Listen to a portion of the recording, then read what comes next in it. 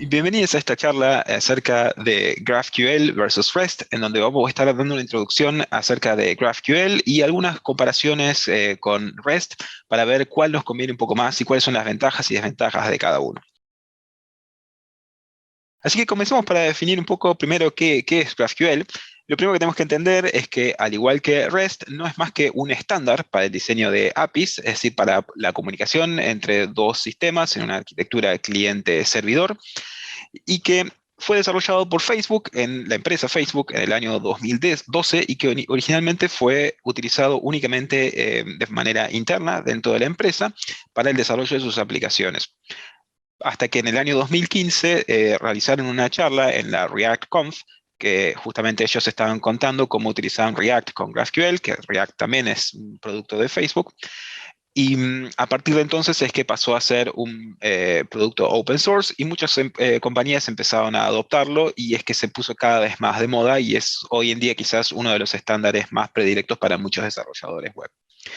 Entonces, quizás si tuviéramos que resumirlo en dos principales características, lo que podemos decir es que la gran ventaja o la principal característica de GraphQL es que permite la consulta de datos de manera declarativa.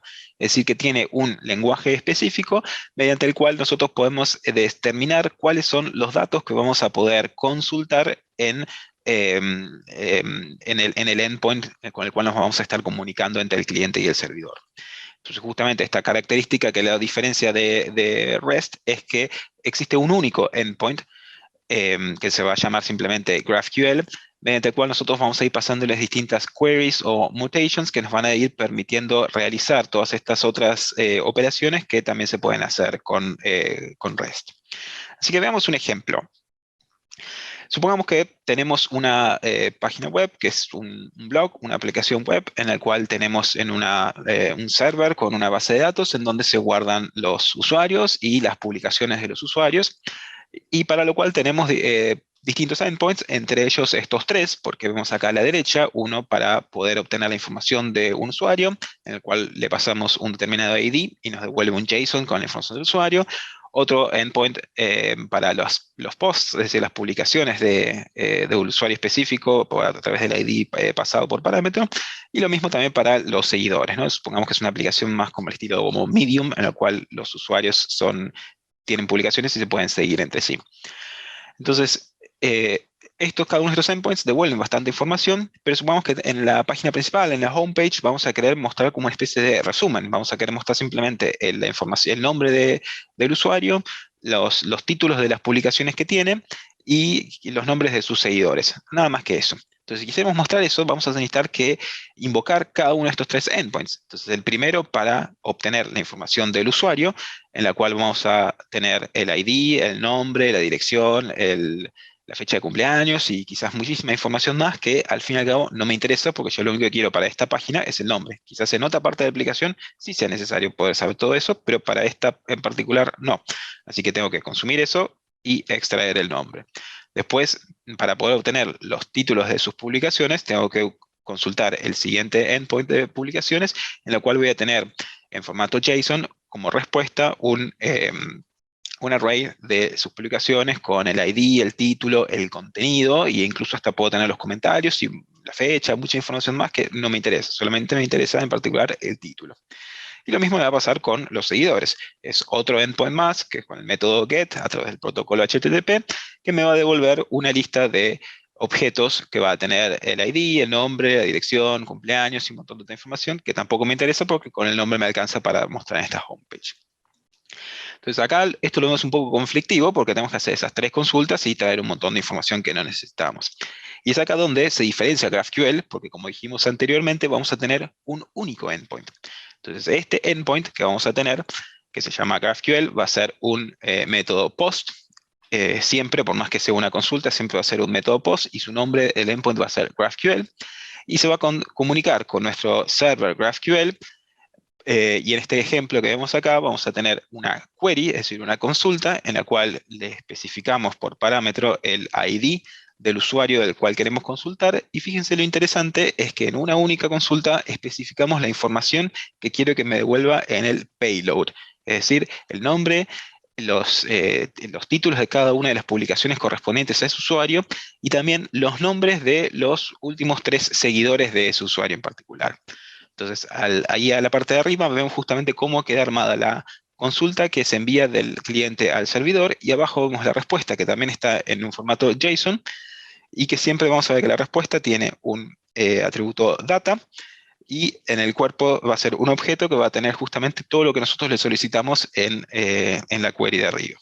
También puede llegar a tener un campo de error, en donde ahí sí puede llegar a haber más información, pero en un caso satisfactorio eso no estará presente.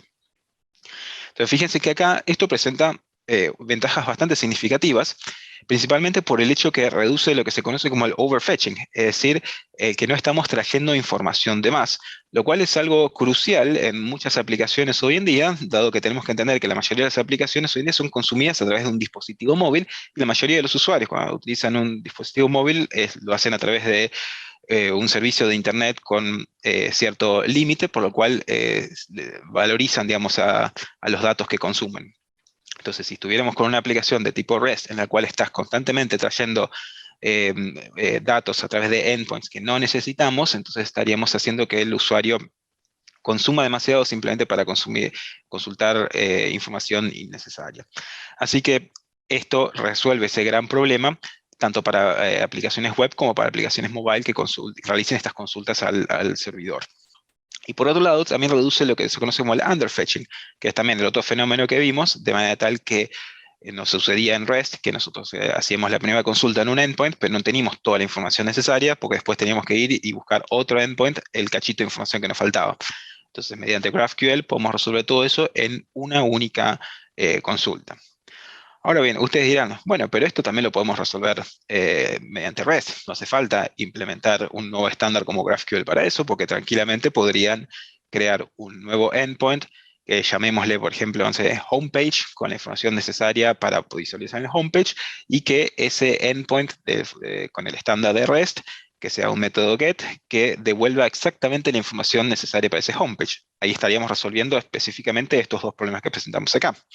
Pero eso trae como inconveniente que tenemos que, para una nueva página del frontend, tenemos que ir y crear un nuevo endpoint específico, que en realidad es algo que ya está resuelto en otros endpoints, pero simplemente tenemos que crear uno nuevo para poder elegir esos datos que nosotros queremos. Entonces GraphQL nos previene eso, porque yo puedo resolver eso sin tener que tocar el código del server, porque directamente yo tengo mi esquema de GraphQL en el server hecho, y uno como desarrollador de frontend puede directamente elegir qué datos voy trayendo para distintas páginas de la aplicación.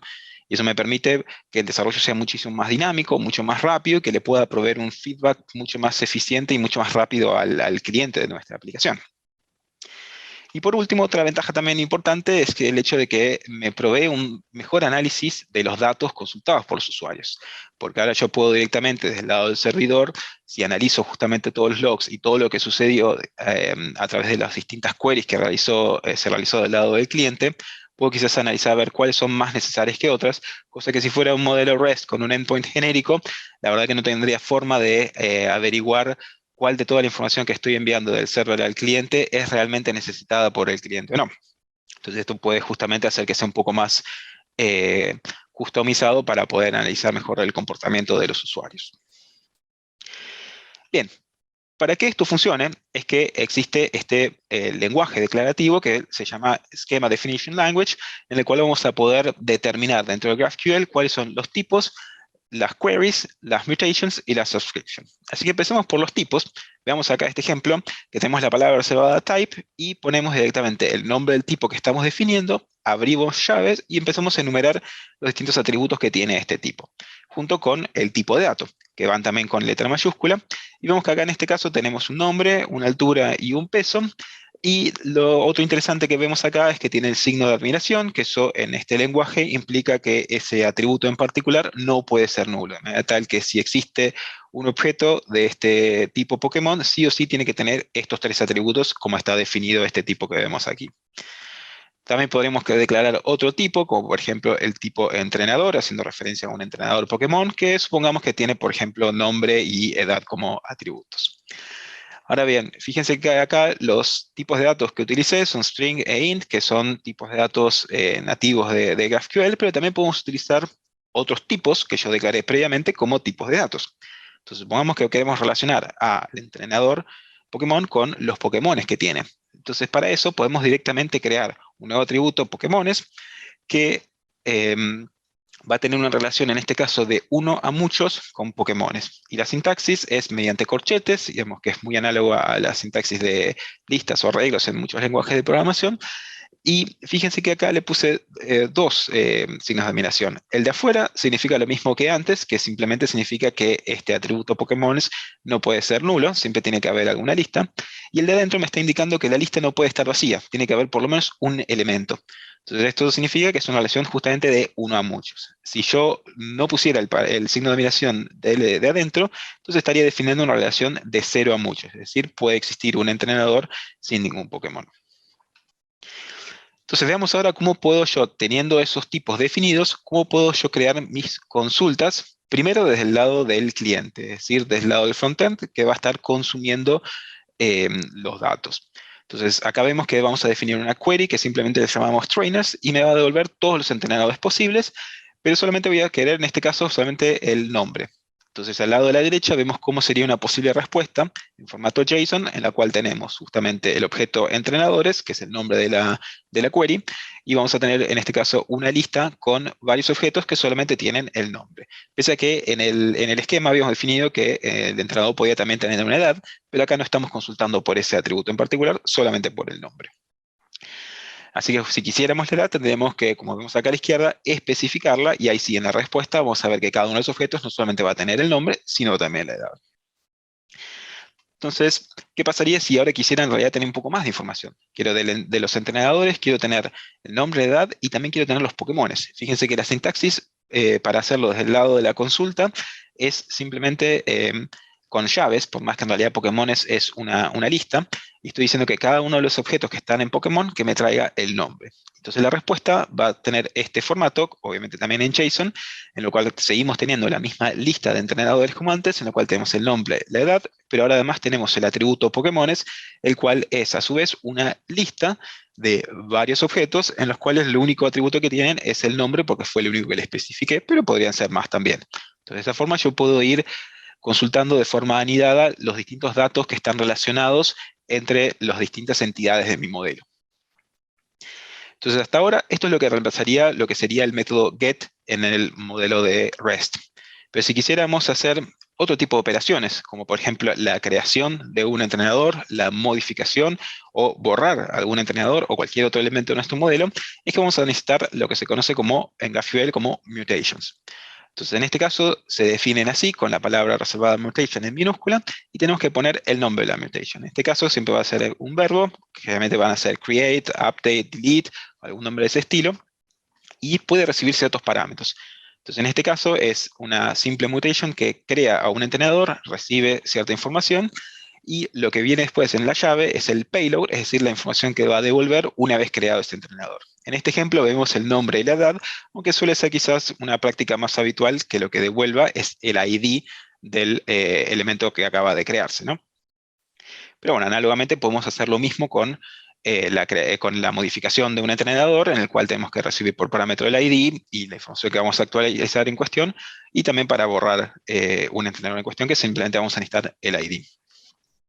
Y más allá de las queries y las mutations, otra característica interesante es el concepto de las suscripciones, que esto también se declara mediante la palabra reservada subscription, y acá lo que vamos a definir es que si existe alguna página de nuestro cliente, del lado del cliente, de nuestro frontend, que esté suscripto a una de estas suscripciones, en este caso, por ejemplo, New Trainer, lo que va a indicar es que cada vez que se crea un nuevo entrenador, gracias a la mutation que vimos previamente, entonces se le va a alertar a todos aquellos que estén suscriptos a este evento, ¿no? Y eso me va a permitir realizar una actualización muchísimo más dinámica sin tener que yo depender de una actualización constante. Entonces, todo esto que vimos acá sería cómo sería la forma del lado del cliente, cómo va a ir solicitando la información y cómo lo va a ir recibiendo. Pero para poder tenerlo del lado del server de GraphQL, es que tenemos que definir el esquema que en resumen quedaría de esta forma. Vemos arriba que tenemos siempre los tres tipos raíces, tipo root, que son query, mutation y subscription, de manera tal que esos tres tipos tienen que estar definidos así en mayúscula del lado del server. Y acá vemos las dos consultas tenemos, la consulta trainers, la query trainers y la query Pokémons, que nos van a traer respectivamente todos los trains, todos los Pokémon.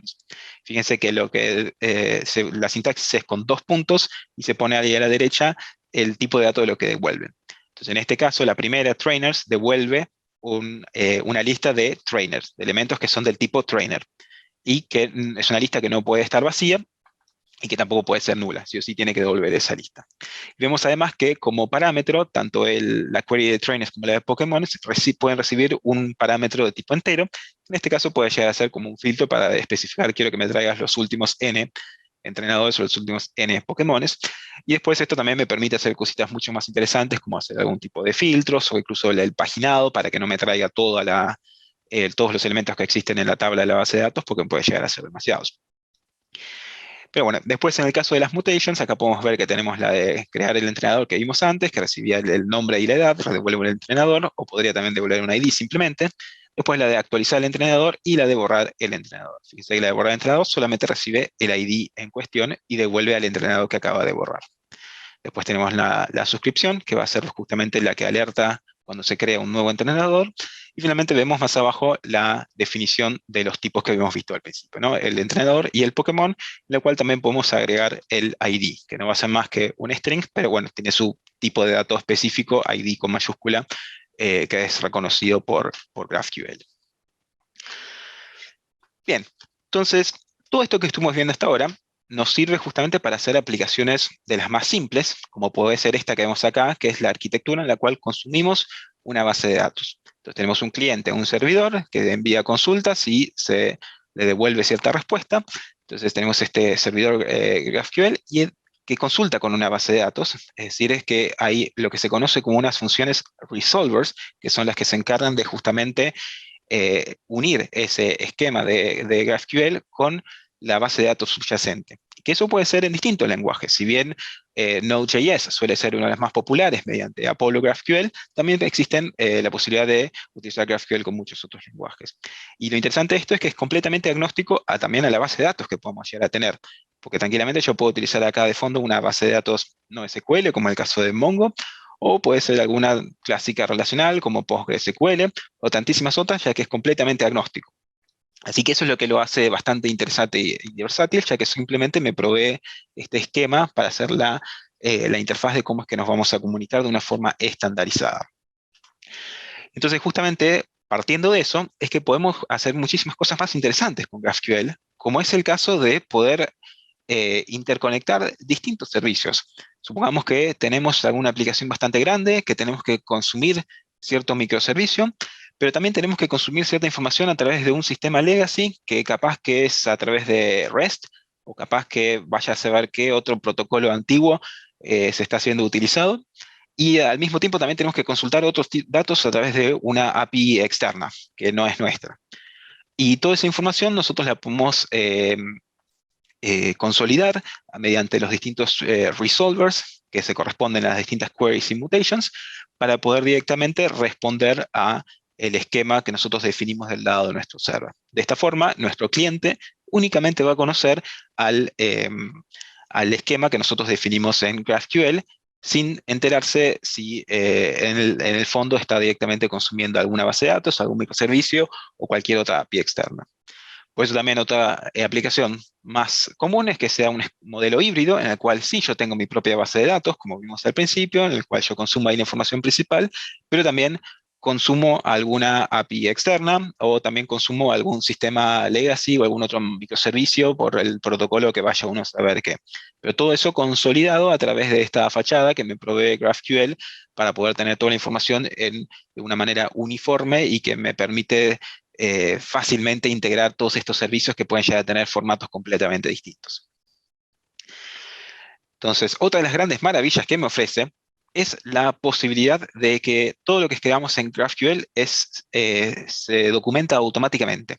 Entonces existe una herramienta que se llama GraphQL, que se levanta automáticamente en un puerto en particular y que tiene esta apariencia, como vemos acá en pantalla, que este de acá en realidad es el que existe en GitHub, que GitHub es una de las organizaciones que utiliza GraphQL, y acá podemos ver que yo puedo directamente a la derecha, puedo acceder a todo el esquema público del lado del server, puedo ver justamente cómo son todas las queries, todas las mutations, todas las subscriptions si las hubiera, y todos los tipos de datos que hay, e incluso si fueran bastante complejos, que unos están bastante anidados, puedo ir navegando hacia adentro, y puedo hacer una query de consulta en el lado de la izquierda, y en la columna del medio puedo ver la respuesta.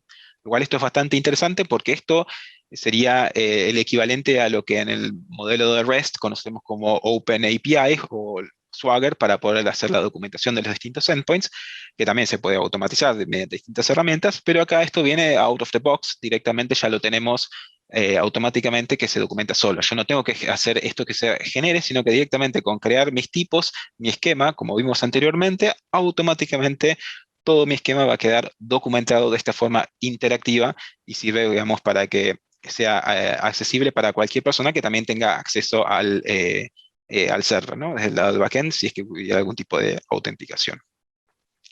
Así que bueno, esto es simplemente alguna breve introducción. Obviamente existen muchísimas cuestiones más para poder ahondar al respecto, como les comentaba antes con el tema de paginado o cómo poder hacer algunas consultas un poco más específicas, lo cual hace que quizás la curva de aprendizaje con GraphQL sea un poquito más elevada que en el caso de REST y quizás para alguna aplicación simple de un simple ABM, alta, baja y modificación de elementos, quizás sea mucho más rápido y simple con un modelo REST.